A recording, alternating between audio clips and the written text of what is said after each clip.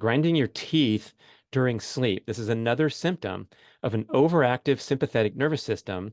The body can't even calm down during sleep, and so you get these muscles and brain activation that is inappropriate, undesirable.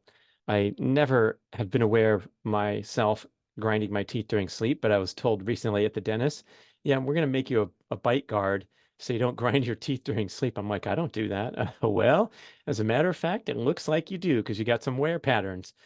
Just like the anthropologist finding the skeleton and concluding that our ancestors ate meat 750,000 years ago, present day, some dudes grind their teeth in their sleep, even though they think they're chill and getting a good night's sleep and all that.